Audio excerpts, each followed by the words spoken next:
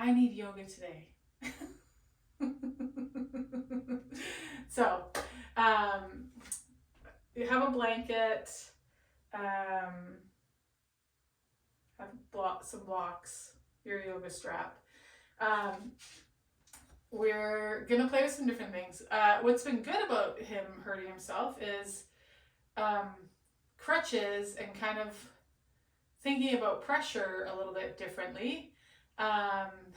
And yeah, because already his like armpits and his hands are sore. And initially it's like, oh, make the thing cushier. But actually, when we made it firmer and he could get really specific pressure in points, then it was easier. And so then I started playing with that idea in some ways, which we played with this week, but we're going to play with it in on our hands and knees. So we're going to come down to start today, and either just like sitting on the tops of your feet on your shins, or you can be forward and unweight them a little bit depending on how tight the tops of the feet are. You're gonna move yourself back and up accordingly, okay? And we're just gonna kind of play. So the next time you come forward, I want you to take your hips out to the left, and then you're gonna walk the hands back. So now we've increased the pressure and rotation on that left side and reduced it on the right, and then walk forward, bring the hips over to the right, and again, walk them back. And we're just gonna do that a couple of times. So your own pace, you'll just walk the hands forward, shift the hips to the other side, walk the hands back to whatever degree you want to, and then walking them forward again. And back. Okay. Now, the next time you come forward, you're going to come to the back, and if you've got a yoga mat, you're going to roll your yoga mat up a little bit. If you don't have a yoga mat, grab a tea towel or a towel of some sort. You could use a small yoga block, like a foam yoga block.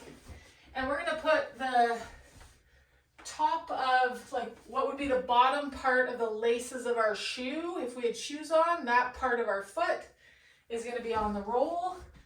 And again, we're going to take the hips over to the left and walk ourselves back. And then we're going to take them over to the right, the hips, and walk the hands back. And just a few times each side.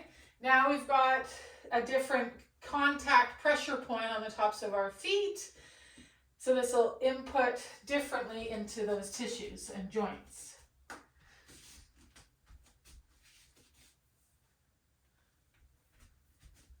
Once you've gone 2 or 3 times to each side, you're going to make the roll bigger, still putting it at that lower to mid shoelace part of your foot.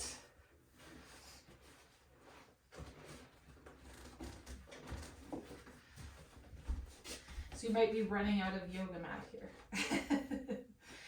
And again, hips to the left, and then again, just 2 or 3 times you're going to go to each side.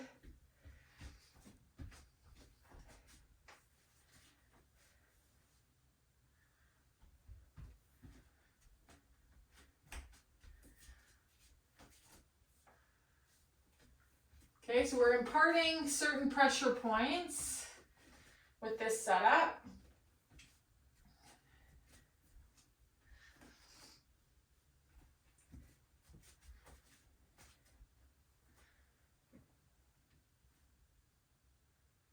Maybe you walk the hands back behind the hip. The next time you come forward, you're going to leave that roll, but the change we're going to make is that roll is going to now come underneath your the tops of your shins, or the bottom of your knee. Okay, so now we've pitched the shin up, which pitches the bottom of the shin down. Okay, so again, this now is imparting different pressure points into the tops of those feet. Walk the hands forward, Shift the hips to the left, and we're gonna walk ourselves back. Same thing here. You can again play with how far the hands walk forward, how far the hands walk back.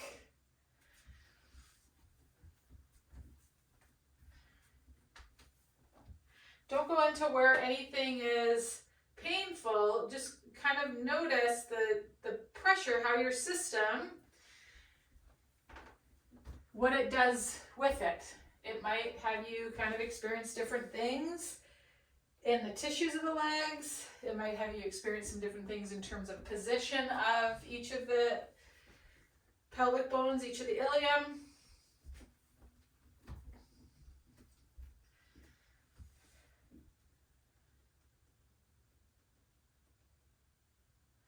Okay, once you've done 2 or 3, we're going to do one more position with that yoga mat, and this time it's going to move down kind of more to mid shin. Okay, so again, that's going to pitch the top of that shin bone up further away from the floor.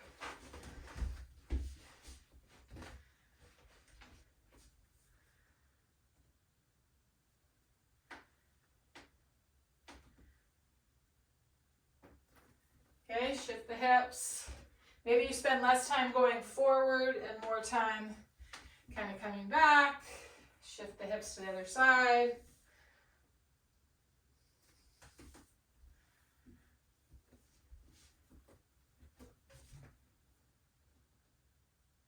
Notice if your big toe mounds are together, try a couple where you leave space between the big toe mounds.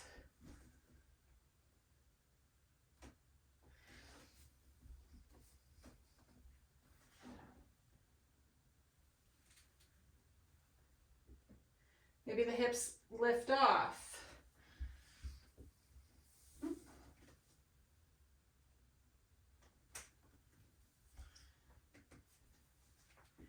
So we're just putting ourselves into some different length tension relationships. You're going to come off that, unroll the yoga mat, and make your way onto your back.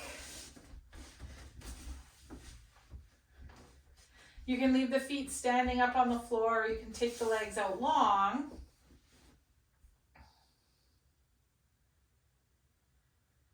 And just take a second to notice the right foot, like where the toes point, what part of the heel is in contact with the ground.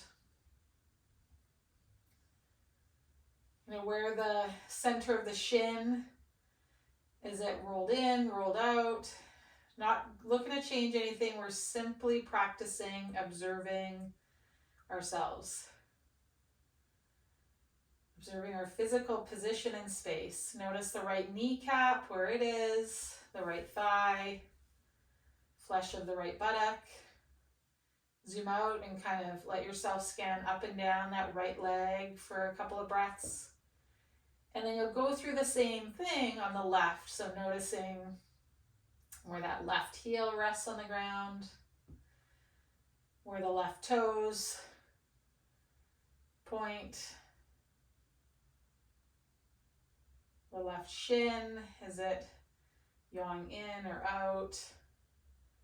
Where is that kneecap pointing, the thigh, flesh of that left buttock? Again, let yourself kind of zoom out and take in the whole left leg and hip, and then zoom out even more to take in both legs, ankles, knees, hips, and the whole of the body here for a breath or two.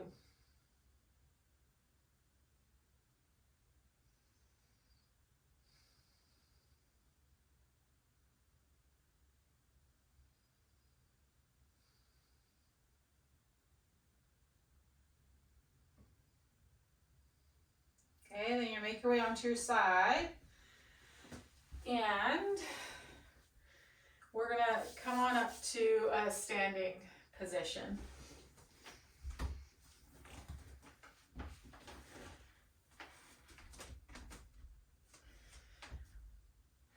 So just in standing, notice where the feet land on the floor.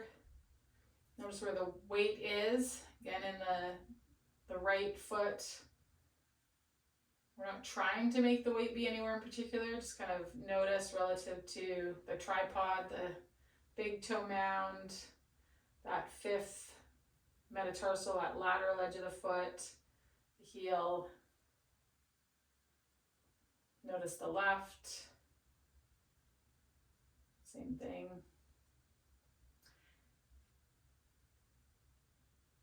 Okay, and then you're going to position yourself so you have access to a wall. And with access to that wall, we're going to relax our ankles, relax our knees, relax our hips. Let our weight kind of shift forward so we feel the ball of the foot, but the skin of the heel doesn't lift off the ground, just the bone gets lighter.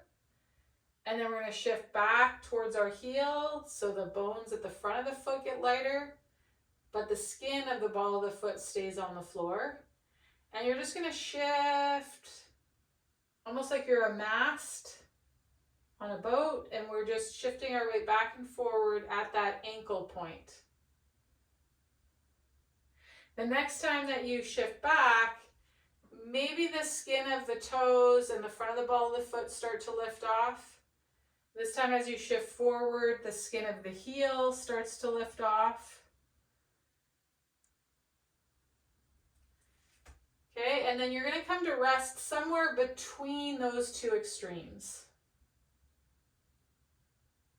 And then we're going to do the same thing laterally. So we're going to shift our center of gravity mass so that we feel the trail outside, the outside edge of that trail leg, those bones start to lift up, but the skin stay on the floor.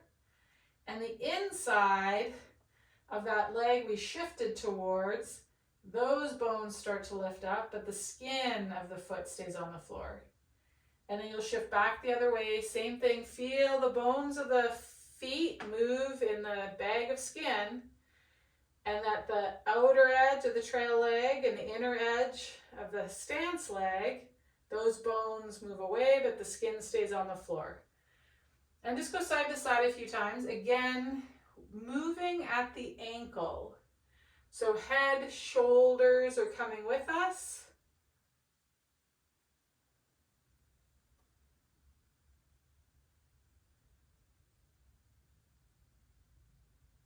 Now I want to think in terms of shifting side to side. Start to think in terms of pulling yourself onto the stance leg. So you might think about the shoelace part of that stance foot, it pulling up towards the knee. That pulls you down onto that leg. And then the other side, pull you onto that leg.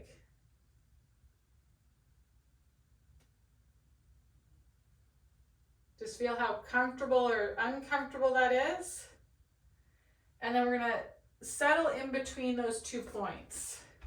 So we're not going forward and back, we're not going side to side, we're just centered in between them. We're still relaxed ankles, relaxed knees, relaxed hips.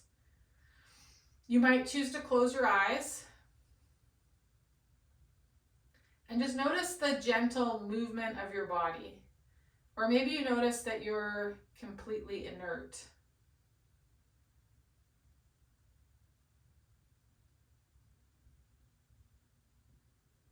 Feel how as you stand here with the eyes closed, if it feels safe to do so, or just with the eyes downcast, gaze soft.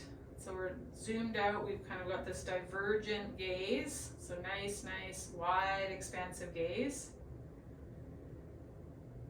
How weight kind of shifts point to point. The pressure changes on the bottom of your feet.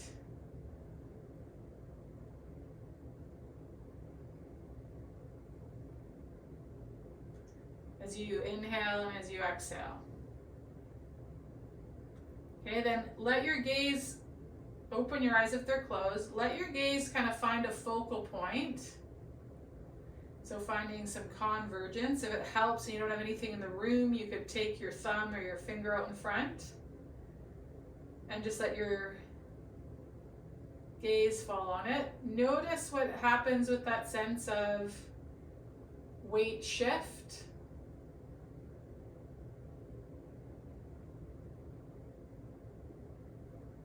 Okay, let that go. Let's relax the teeth, the tongue, the jaw.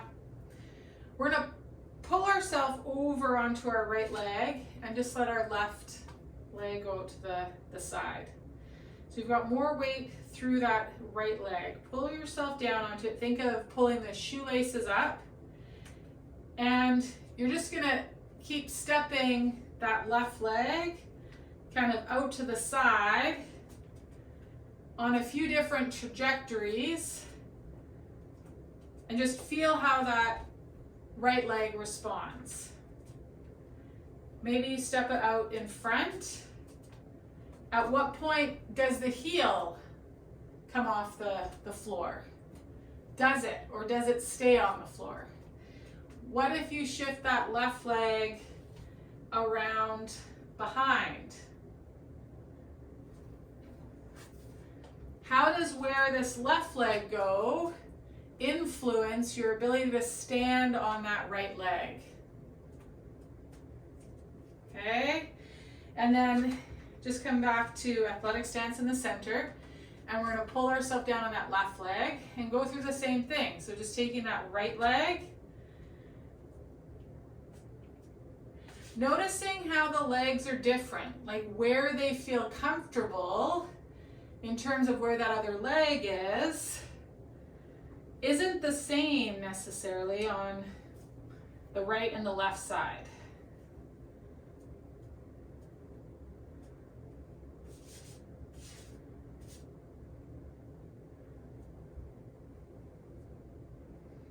My left side is way happier with something like this skater squat.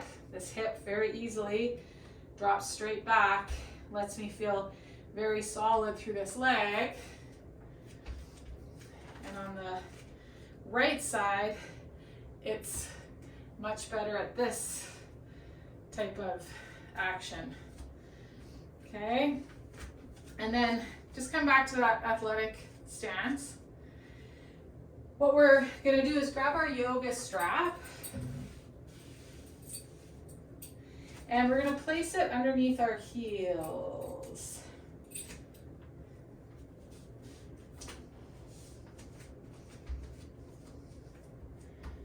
Okay, if you don't have a yoga strap, like a resistance band could work, a belt could work, a towel can work. You'll just grip it in the fingers and have an edge of the towel underneath the heels.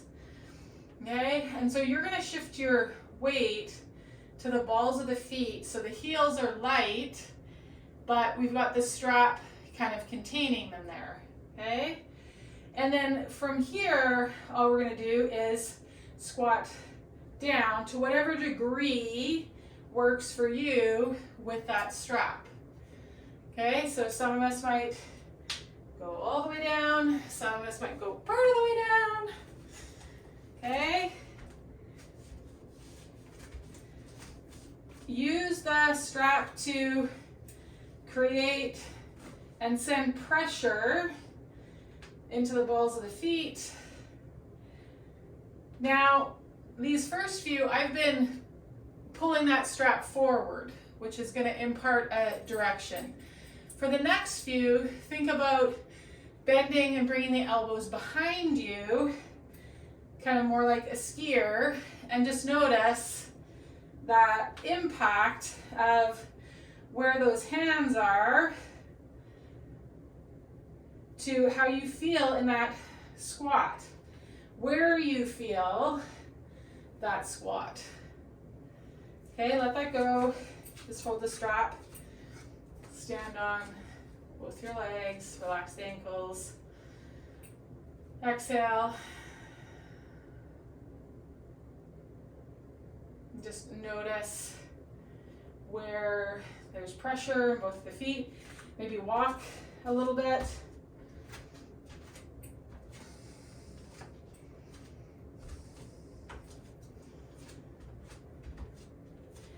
Okay, so we're going to play the same game. This time we're going to put the strap underneath the ball of the feet. Okay, and again, heels might stay on the ground, heels might come off the ground. There's no rules there. But for the first few, I want you to pull the strap in front of you or the band in front of you as you squat down and squat back up. And just notice how things organize with that directional input. And then do a few where you pull behind you.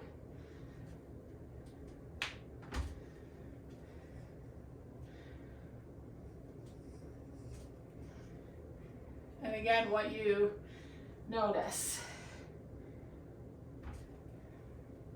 about your ability to descend and ascend out of that squat and how it feels. Then let it go. Come back to standing. Soften the gaze and just kind of notice where you're standing on the right foot, where you're standing on the left foot, how that feels. So we're going to keep that strap, and this time we're going to place it, I'm going to double mine up, and we're going to place it just around behind us, kind of just below the shoulder blades. So roughly bra strap. Actually doubling this up, I might be too short. I need, mine's only an 8-footer. There we go. Okay, so that's underneath those shoulder blades. And then again from here, whatever you want to do with your feet, but let this pressure into the strap kind of be where you focus, and maybe there's like some rotation that happens as you go down and as you come up. You reach one hand forward of the other.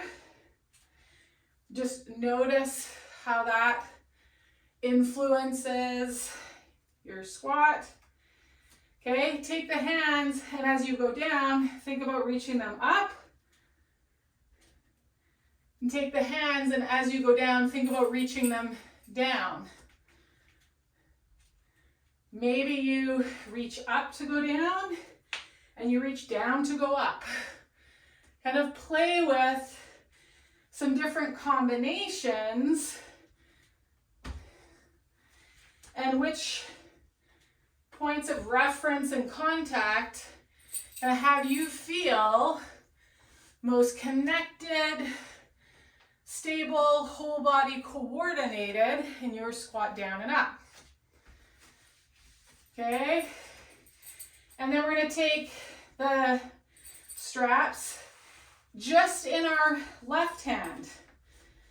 Okay, and again, just as we go down and up, kind of imparting a direction with that left hand that again has us maybe experience this squat a little bit differently, and then switch to the right hand.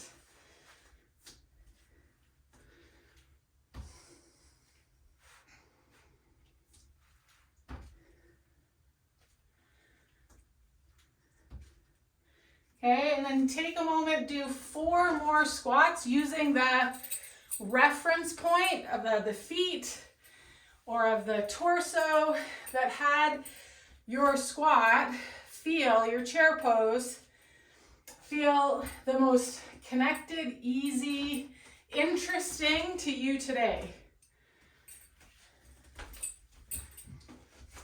Nice.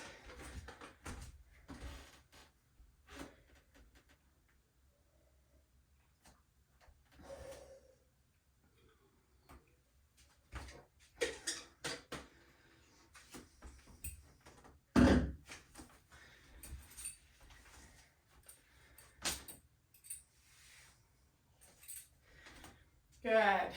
Okay, so those of you, whatever option you picked, I want you to remember it today so that if you come to class tomorrow, when we do squats, I'm going to invite you to set up with your weights or your band for your squats in the way that today, and that's only if it feels the same tomorrow, that feels the most interesting, connected, coordinated for you, okay? Okay, we're gonna set that band to the side. You're gonna get a yoga block. It might be kind of big, or actually a book, a hardcover book that isn't any bigger than or thicker than this. Okay, so don't get something too thick, but I think this is like 1.5 inches. 1.25 inches maybe. We don't want to go any bigger than that.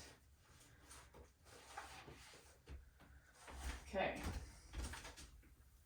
So it's going to come down onto our yoga mat. And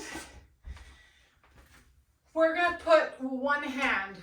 I'm going to put my right hand on it, but for now, for the rest of how I reference this sequence, it's the book hand and the non-book hand. Okay, so you can put it under whichever side you want.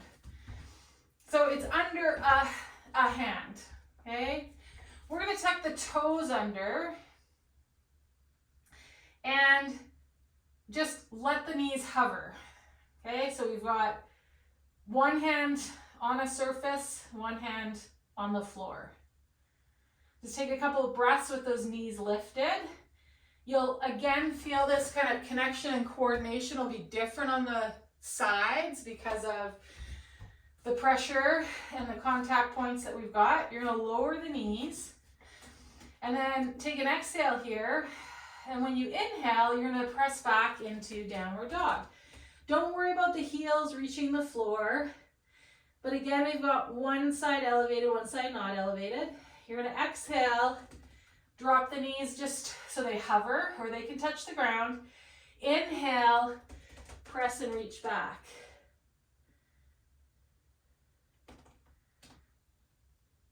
So I want you to notice, as you go back and forward over the next few breaths, does the hand on the raised surface, is it pushing you over to the hand on the floor? Or is this setup having you have more pressure on the book hand and you're pushed over there? So just notice which hand are you biasing? Okay? I can't do downward dog. Like, should I just go push back into like a little child's pose something? Well, you could do this sitting in a chair with your hands on the wall. Okay. And I would still put something underneath one hand because it'll still be useful to create that push. And just notice having that elevated surface, whether it's like at chest height or slightly higher than chest height, does that push you to the other hand, or does that have you push yourself onto the raised hand? Okay, does everybody, great idea. Yeah. Everybody have a sense of what their body is doing? So some will tell you putting the book under your hand will shift you to that side. In my experience, some of us, it shifts us away from that side. Okay, so what is it doing to you? Is it shifting you to that side or away from that side? And if you're not sure, you're about to figure it out. Because the next time you press to downward dog, you're going to take a hand off, and I'm willing to bet it's going to be the hand that you have less pressure through, and reach it towards the opposite leg, the opposite knee. Great. So, and I can see you took the book hand, so obviously you have more pressure through the floor hand. Perfect. Okay, so there's no right or wrong. Let's just notice what our body is preferencing and use it. Okay, so do a couple more where you press back, take the less weighted hand, reach it towards the opposite knee.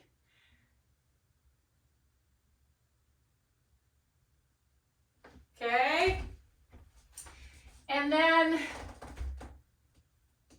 after this next one, when you press back, the hand that you've got more weight in, so the hand that you were keeping on the floor, okay, you're going to take that same leg as that hand and reach it up towards the ceiling. You can keep the knee bent.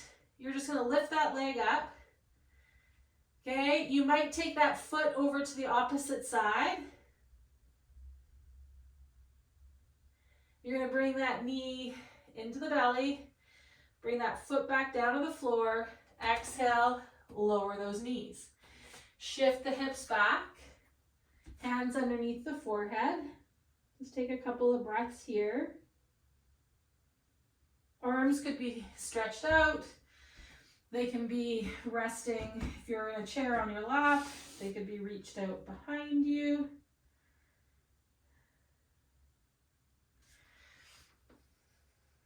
Okay.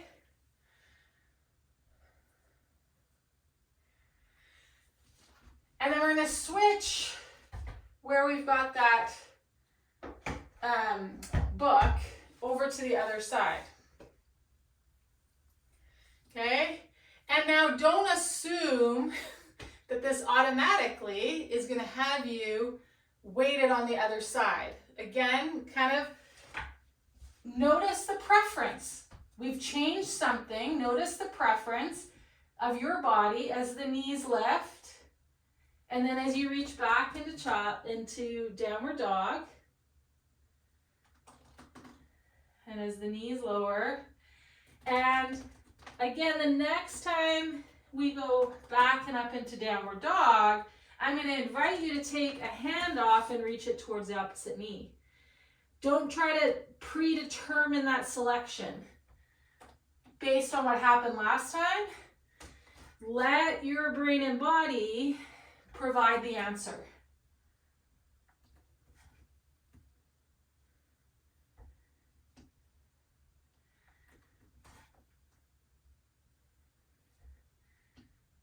Now, of course, if this is Chris sitting on the wall, it might be that the book falls every time if you're not more weight in that other hand. That's okay. Did anybody not kind of just automatically do the opposite? Did anybody preference where they weren't preferencing the book side, that this time they preferenced the book side, so they ended up doing the reach to the same side? Just give me a thumbs up if that happened. It's okay. It's okay if the opposite happened. Okay, this is a practice of us observing ourselves and our preferences.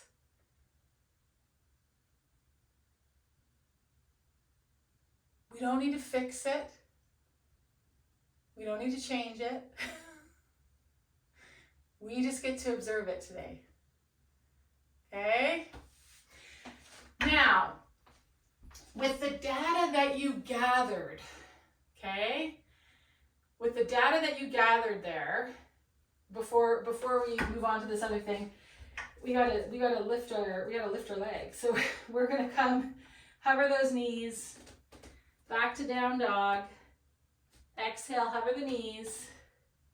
This time reach the opposite knee with whatever hand wants to come off. Okay, hover the knees. This time when you press back, that same side leg is the hand that you want to keep on the floor. It's going to reach up behind you. You can keep the knee bent. Maybe that foot goes over to the opposite hip. Doesn't have to. Then we're going to bring that knee into the belly. Foot back to the floor. Lower down. Take ourselves back to child's pose. Okay, so in the setup that you're in, we're going to play with something here. Because again, with this idea of pressure, I had this realization that my brain and body figured stuff out when it had the right pressure points. And so playing with a push-up, I was like, oh, interesting. If I load one hand more, I can actually do, it's actually a regression of the push-up than a two-armed push-up. Because all of a sudden my brain and body could figure out how to push, like how to control me lowering and how to push me up. I wouldn't have thought that one arm was actually easier than two arms. But it turns out it was. And it led to a better two arm. So here's where we're gonna play. You're gonna set up book under, so whatever hand you wanted to keep on the ground when you did downward dog, that's, whether it was on a book or off a book, set it up the same way. Your other hand is gonna come out to the side, okay? You're just on fingertips, it's just there. This hand that we're working on is the one where we're gonna drive more pressure through it, okay? I've got my feet on the wall because I like to create a bit of a pull up the wall with my feet to give me a better kind of lower ab contraction. I could also do this sitting in a chair, hand on the wall, hand out to the side of the wall, or I could do this standing, right? Same idea, hand out here. Then what I'm gonna do is I'm gonna lower down through that one arm, and as I lower down, I kind of think of my elbow like going out to make space a little bit for me, and then to press up, I think about pulling that chicken wing in. So I move the elbow out a little bit to go down, and then I pull the chicken wing in as I push up. So for some of you, that kind of visual of the elbow gets out of the way, and then it pulls in to push you up, might be helpful. Dawn, we can't really see your arms, like the right arm. Sorry. That's okay. Let's see. Does that help? Yes, no, maybe so. So I'm just thinking about letting my elbow go out a little bit, and then I've got space to drop back in. Yeah, that's helpful. Sorry, mouse issues. Yeah, all good. And I've got definitely more weight through that single arm. Okay, so you might, like 3-5 is lots. Okay, now let's switch sides. So you're gonna offset that other arm. Okay, you're gonna offset that other arm. I'm gonna create that, I'm gonna move my elbow out a little bit to give it space, and then think about drawing it in. Who would have thought? Like, is anyone finding the push-up, like they have better control coordination in it than when they have both hands right underneath their shoulders? Yeah. But no one would ever tell you to try a single arm push-up, especially not before you can do a double arm push-up. But we're a pressure system, so when the brain gets the right connection, the right pressure, it has better control and coordination. We feel stronger in it. So now, try the two-arm push-up. Use those same principles, let the elbows move out and in, but now the brain has kind of a map. I don't know, I can do the two-arm push-ups now way more successful than I did single-arm ones. Then if out of the gate I did a double arm. Anybody else finding that? Some of us going to double arm, the pressure might not be enough that we need, and so maybe we need to stay with the single arm for a little bit to build that movement pattern through those tissues. Okay? Let that go. Let's tuck the toes under. Okay, and or press back into that chair. Find a downward dog. Don't worry about straightening the legs. Let's keep the knees bent. Let's just think about being nice and long from our fingertips down to our sit bones. Take an inhale here. And an exhale. Okay, the next time you exhale, you're gonna lower the knees, come over towards the hands.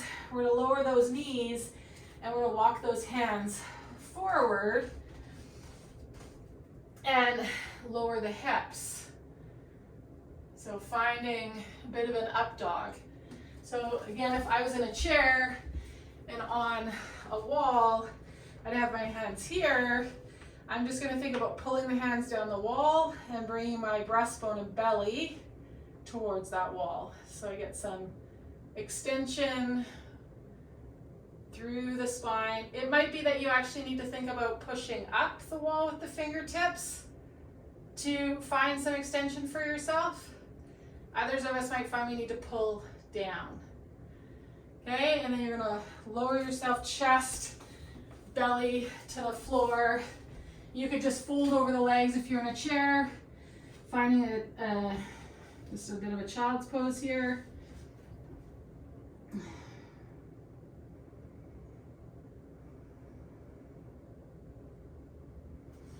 Okay, we're gonna bring the elbows underneath the shoulders.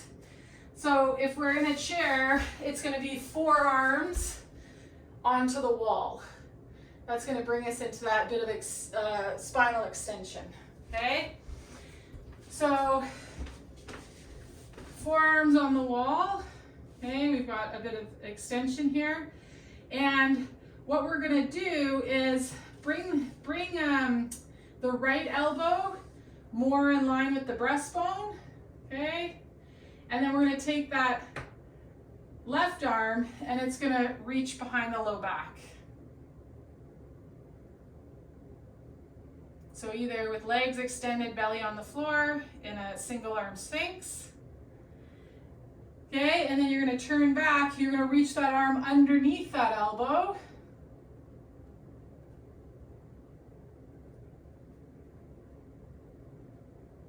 If you want, you might lift that elbow and come up onto the fingertips, create a bit more space to reach under that arm further.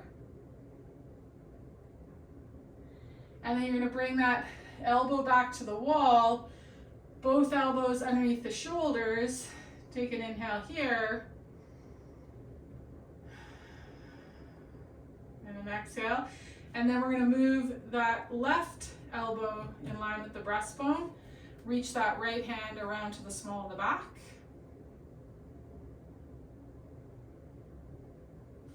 Reach that right arm underneath the left elbow. Maybe if we want to create a bit more space for ourselves, we press up onto the palm, lifting that forearm, sliding that right hand under.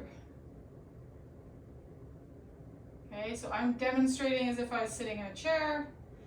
You could do it sitting on your shins like I am. You could do it down on your belly. Unthread that, bring both elbows underneath the shoulders.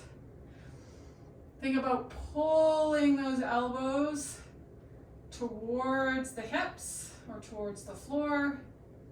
Again, some of you might find you have to think about pressing towards the fingertips, and that creates a better sense of being able to extend the spine, closing, bringing the vertebrae at the back of the spine closer together, opening up those front vertebrae. And then come up onto the fingertips, flex the spine. Let's take an inhale here, stretching the back of the shirt. Okay, and then exhale, down onto the forearms, pull or push with the elbows, fingertips. Inhale, exhale. Inhale, exhale.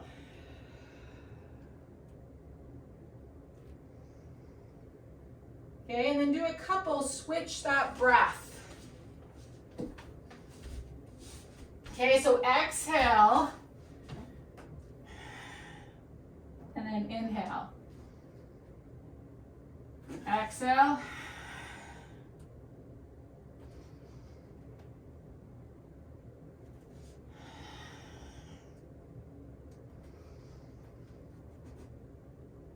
Okay, and then you're gonna rest on those thighs, lower the forehead onto the backs of the hands.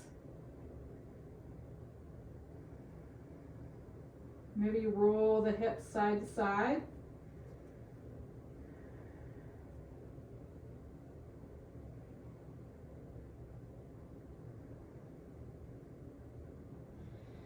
Okay, and then we're gonna make our way onto our side with a blanket or a towel.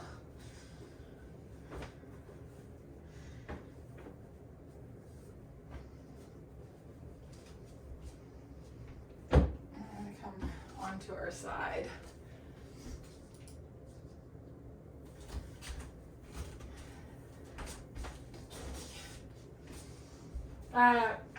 If a blanket towel is not quite high enough of a pillow, you could also use the yoga block.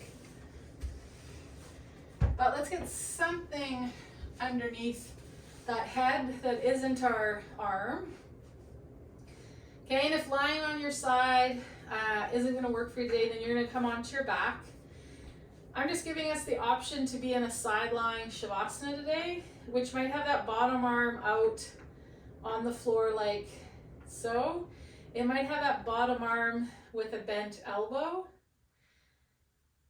It might have our bottom hand resting on our other ribs. Okay, so choose that bottom arm variation that works for you today. And then the top arm could be along the side body like I'm demonstrating here. It could be holding the opposite ribs. It might be kickstand or resting on the floor or resting on the thigh knee of that top leg with the elbow kind of in the crook of the hip. Again, choose the option with that top arm that has you feel the most kind of settled. Pressure in the places that have you feel settled and like you can be still and not like you need to wiggle or keep moving. The legs, I've got them both bent, but again, it might be that you want to have your top leg out straight. Some of us, it might be that the bottom leg out straight and the top knee on the floor works better. Okay? So decide on the legs which, and then of course you might have to tweak your arms because whatever arm you were in before might not work with what legs you go to. Again, just taking that opportunity to observe and honor our preferences.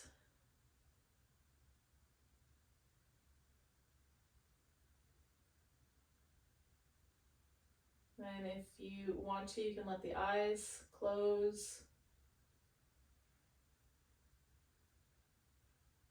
When I'm laying on my side, I like to let my attention kind of be with the movement of my body as I breathe into the floor and away from the floor.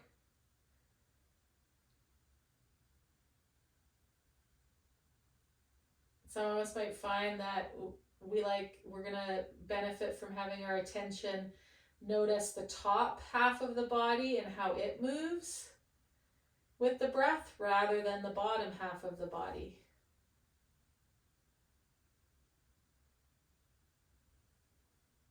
So try a few breaths of each.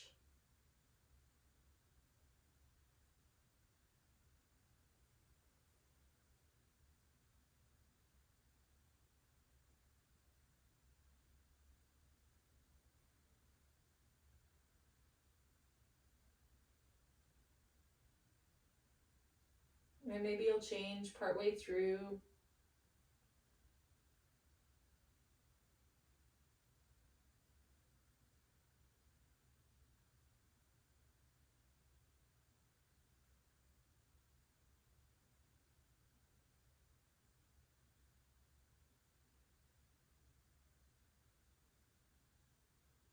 And maybe some people are noticing that laying on the side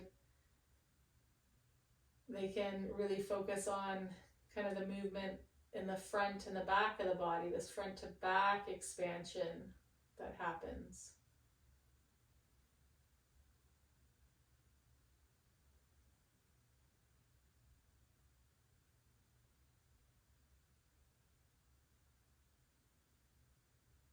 And know that you don't have to commit to any one of those noticings, that your attention might naturally kind of move between paying attention to the lower half of the body or the upper half of the body as you're side lying, or this front to back movement.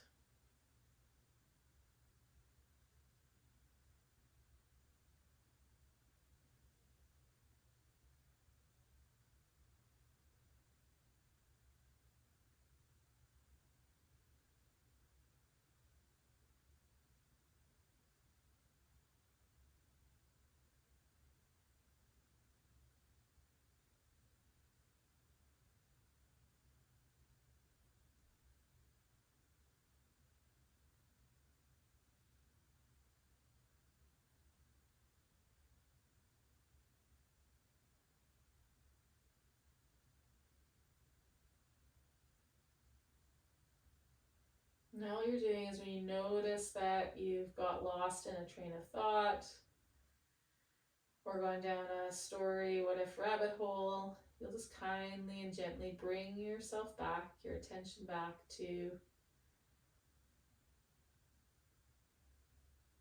the movement of the bottom half of your body with your inhale and exhale, or your top half, or that front to back expansion.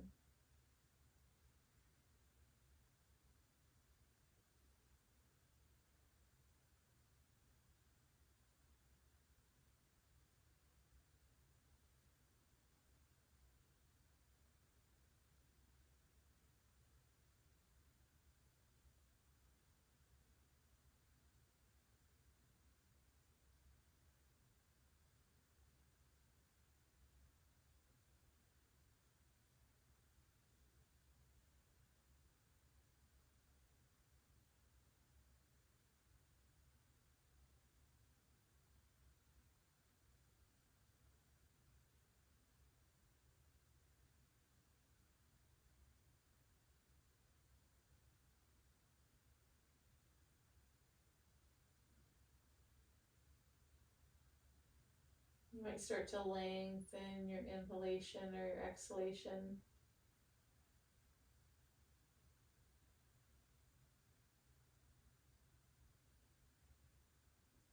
Starting to bring movement back to the body by way of wiggling fingers or toes.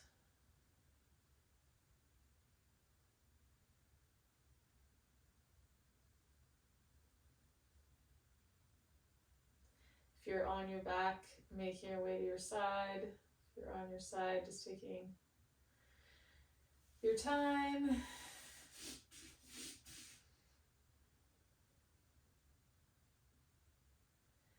And you're going to press yourself up to a seated position.